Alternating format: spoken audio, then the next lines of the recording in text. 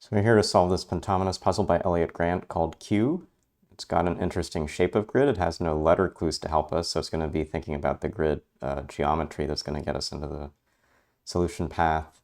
Some of the places you'll always sort of see some Q's in Pentominous are going to be around symmetric spots. So let's imagine around this top, like this was actually a pentomino division.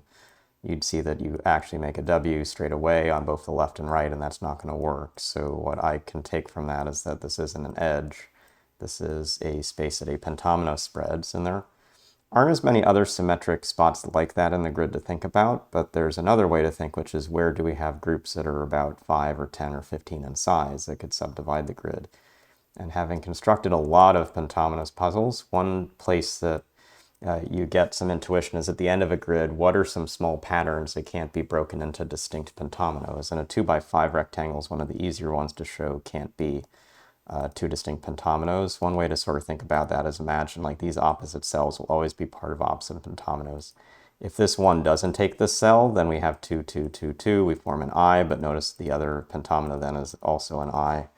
And so this isn't going to work. So as one example, we then say, well, if these are distinct, we have to take this with the 1, and that means we take this with the 2. And so now we can say, well, what if I take this cell? Well, if I take this cell, then I can't reach this cell with the other group. And if I don't take that cell, I form an L with another L. And effectively, you sort of see that in the breakdowns, you have either 2 I's, 2 L's, or in the last extreme, 2 P's. And there are 2 ways to have 2 P's, either this one or that one. So all this is a long way of saying you can't have a 2x5 block in a pentominoes. And in this grid, we've got 2 such 2x5 blocks. We've got this one on the far right and this one on the left. And I need to have at least a line coming through each of these so that we don't have that division. And I don't know which line it is over here, but I know it's this top edge.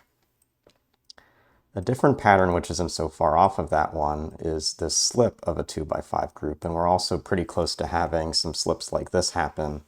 And here it's even, I think, maybe as easy or easier than the other space. Again, if I have 2 pentominoes forming, if I take this one, I can't take this one, so I'm still forming, symmetric patterns. If I don't take this one, I again have 2 I's coming together. And so it's also the case not just that we can put in these first edges, but we have to mentally map that there is at least one more cell coming out from here.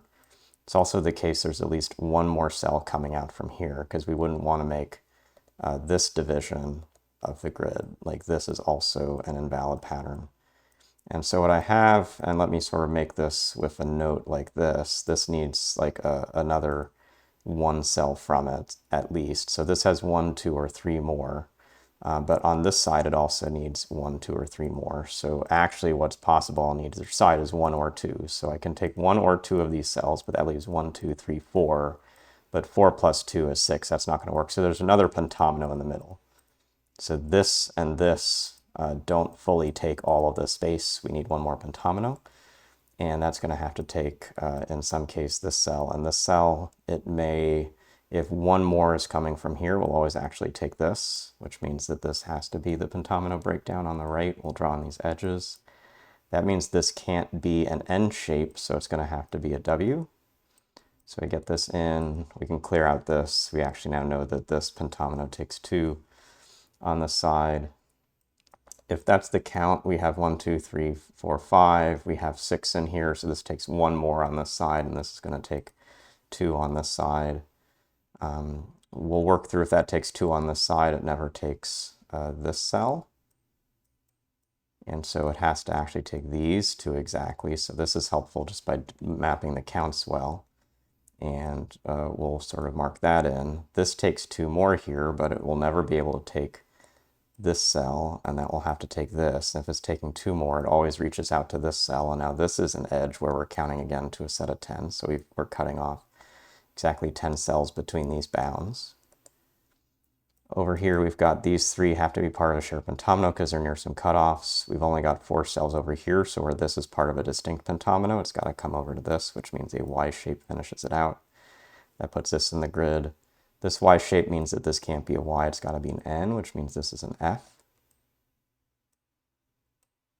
Marking that as an F means this isn't an F, this has to be a Y. So we get, a pattern coming up here. If this comes over and takes these two cells and doesn't take this one, it forms a W. W's up above, so it has to take this. Notice if it takes this cell up, there's a Y with a Y, so this is part of the other group. So there's an I and an L to get this side to work, so that's good progress. We didn't mark it in, but in part it wasn't very easy to use, but there's a P coming in here. And yes, the thing to note about that, again, there's one more edge coming from this, but where this is a deadly shape, as we mentioned before, this is not a deadly shape. And so we have to break these 10 cells with a group to the left, not a group to the bottom, so that this can be split into different shapes. And this has like V with N, this has T with Y, this has L and I. There are three different ways to get distinct pentominoes. The PP is not a distinct way, but this is a valid pattern. Coming back then to here, we've got the start of a V or an N, but it touches an N. So this is going to have to take this edge. These are part of a shape. These are part of a shape.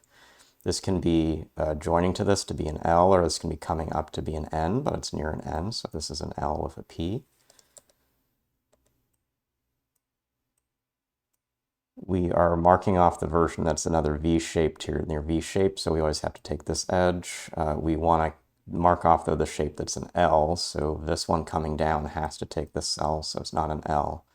Now in this, there are only two options. There's a T or a P, but the P's would repeat, so this is a T with a Y, and we should have the answer to the grid when we mark these last edges. So really interesting puzzle. It had a few different aha moments, maybe easier if you've constructed pentominoes puzzles before, but probably you haven't. But hopefully you ran into some of these observations around these 2x5 or the one slipped off 2x5 shapes that I was coloring in. That gave you sort of effective counts into and out of these boxes. In critical form, what that meant is there was a distinct pentomino here, which wasn't near this top edge and also not near this joining point.